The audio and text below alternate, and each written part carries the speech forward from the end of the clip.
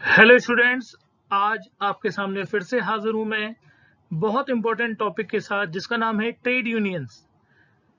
Basically industrial relations के अंदर trade union एक बहुत इंपॉर्टेंट कॉन्सेप्ट है और प्रैक्टिकली किसी भी मैन्युफैक्चरिंग यूनिट या इंडस्ट्री में आप ट्रेड यूनियंस के नाम सुनते होंगे, लाइक हिंद मजदूर सभा या मजदूर संघ, या रेलवे की आपने बहुत बड़ी ट्रेड यूनियन देखी है ALTMU।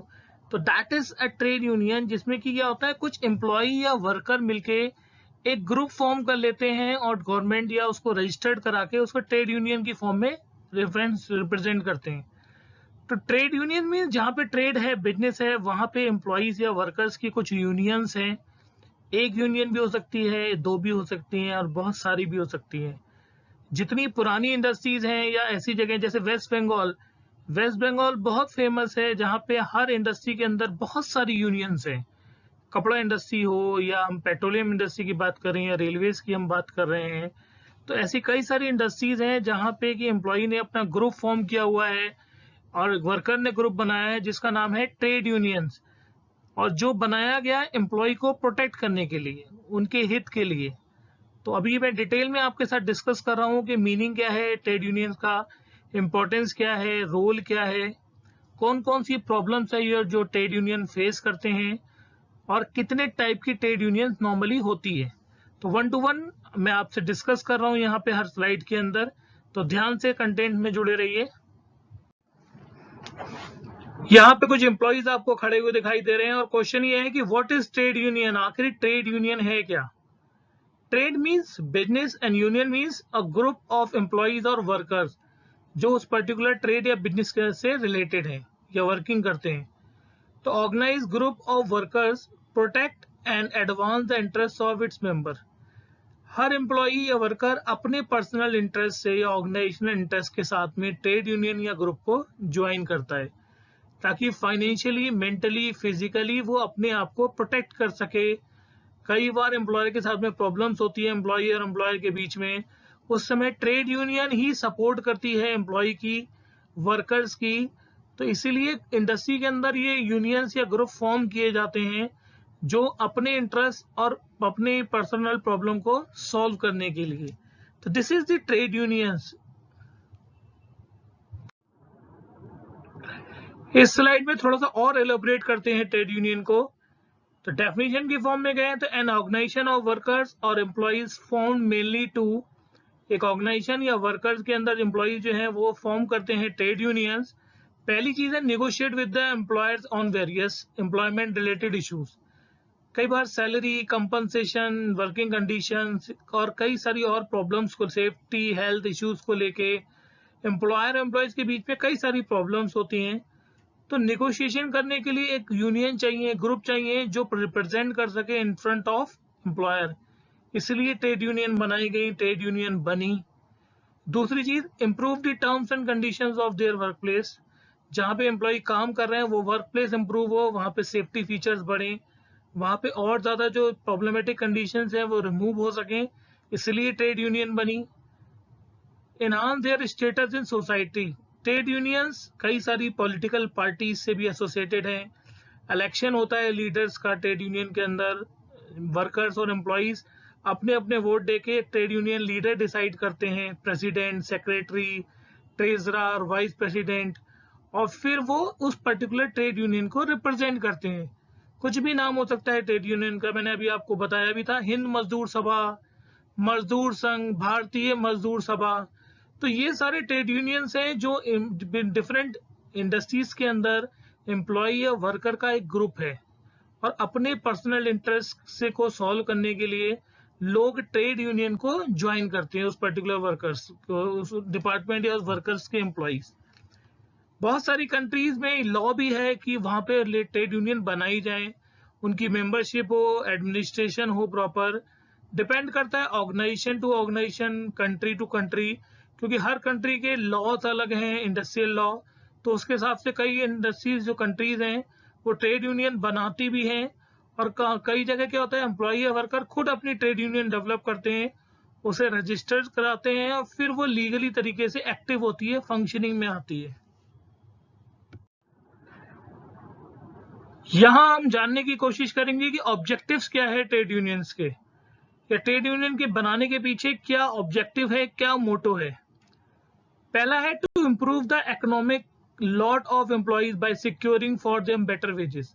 एम्प्लॉय को इकोनॉमिकली स्ट्रॉन्ग बनाया जा सके। मैंने आपको बताया था फाइनेंशियली लोग अपने आप का इंटरेस्ट सॉल्व करने के लिए, अपने आप को फाइनेंशियली स्ट्रॉन्ग करने के लिए economically that they join the trade union. तो ऑब्जेक्टिव यही है कि वर्कर या एम्प्लॉयज इकोनॉमिकली सिक्योर हो सके बेटर वेजेस के साथ, फिर बेटर वर्किंग कंडीशंस मिल सके वर्कर को, उनके साथ वर्किंग कंडीशंस इंप्रूव हो सके, बोनसेस मिल सके एम्प्लॉय को, प्रॉफिट अगर कंपनी को हो रहा है ऑर्गेनाइजेशन को तो उसमें से बोनस मिले एम्प्लॉय या वर्कर को, एम्प्लॉय का वेलफेयर हो, हर एम्प्लॉय के साथ बेनिफिट्स जुड़े हुए हैं, एम्प्लॉय का प्रोटेस्ट हो सके, इंटरेस्ट जो पर्सनल इंटरेस्ट है, किसी का हो सकता है पैसा हो, किसी का हो पॉलिटिक्स हो, तो ये सारे पर्सनल इंटरेस्ट हैं जो सॉल्व हो जाते हैं ट्रेड यूनियन बनने के बाद।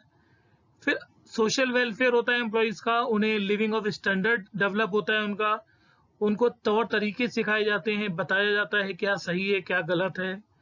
और ऑर्गेनाइजेशनल स्टेबिलिटी और ग्रोथ के लिए भी ट्रेड यूनियन का होना जरूरी है, ताकि एम्प्लॉयर एम्प्लॉयज के साथ फिजिकली या मेंटली या फिर आप बात करें फाइनेंशियली कोई चीटिंग ना कर सके, कोई प्रेशर ना बना सके। तो ट्रेड यूनियन का पर्पज यही है कि वर्कर्स का इंटरेस्ट सिक्योर हो फाइनेंशियली, फिजिकली, मेंटली। इसीलिए ऑब्जेक्टिव से सारी की सारी ट्रेड यूनियंस बनाई जाती हैं और बनाई गई हैं। Now I am discussing the role of trade unions. आखिर ट्रेड यूनियन का रोल या फंक्शंस क्या क्या हैं किसी भी ऑर्गेनाइजेशन के अंदर। पहला है वेजेस सैलरी। वेजेस और सैलरी से रिलेटेड जितने इश्यूज हैं उन पे वर्कआउट कर सकें, उनकी प्रॉब्लम वर्कर्स की सॉल्व करें। वर्किंग कंडीशन इंप्रूव करें वर्कर या लेबर की पर्टिकुलर जॉब के अंदर, डिपार्टमेंट्स के अंदर। डिसिप्लिन मेंटेन हो वर्कर और वर्कर के बीच में, एक ऑर्गेनाइजेशनल कल्चर डेवलप हो, कोड ऑफ कंडक्ट प्रॉपर हो और उसके साथ में एम्प्लॉय या जो वर्कर हैं वो अपना काम कर सकें। पर्सनल पॉलिसीज जो एचआर पॉलिसीज हैं वो क्लियर हो, क्रिस्टल क्लियर, उनकी गाइडलाइंस क्लियर हो, और उसमें अगर चेंजेस करने हैं एम्प्लॉय से रिलेटेड, वर्कर से रिलेटेड, तो उसके लिए सजेशन या अपनी आवाज उठाती है trade union. Employee welfare, education, health and safety, ये सारी चीजें बहुत इंपॉर्टेंट है, फंक्शन है ट्रेड यूनियन का। एम्प्लॉय के रिलेशनशिप स्ट्रांग हो, बॉन्डिंग स्ट्रांग हो, ये भी ट्रेड यूनियन की एक बहुत बड़ी ड्यूटी है, रिस्पॉन्सिबिलिटी है। नेगोशिएटिंग मशीनरी है, जब एम्प्लॉय और एम्प्लॉयर के बीच में कंपनसेशन, सैलरी या फिर हेल्थ सेफ्टी को लेके प्रॉब्लम्स आती हैं तो उस कंडीशन में नेगोशिएशन करती है ट्रेड यूनियन एम्प्लॉय की तरफ से।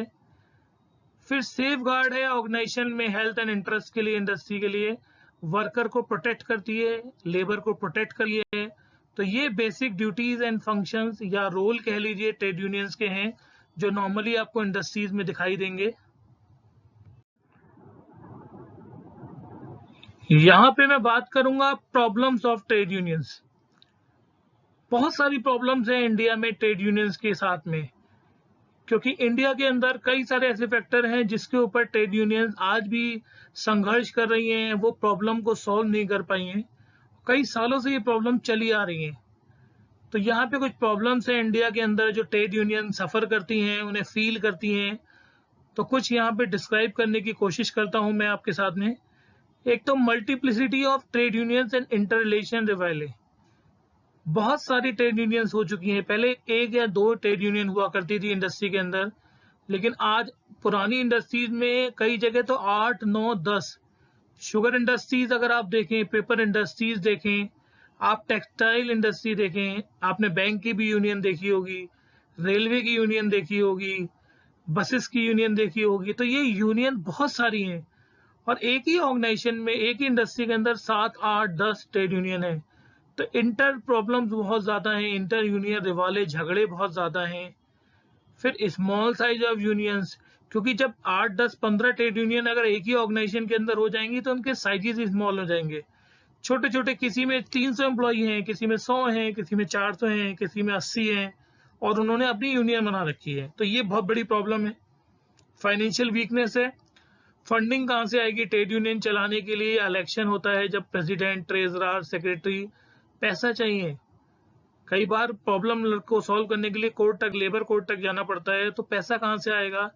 किसी भी संस्था को चलाने के लिए, किसी भी यूनियन को चलाने के लिए सबसे बड़ी प्रॉब्लम है फाइनेंशियली स्ट्रांग होना। तो ये बहुत बड़ी प्रॉब्लम है ट्रेड यूनियन के साथ।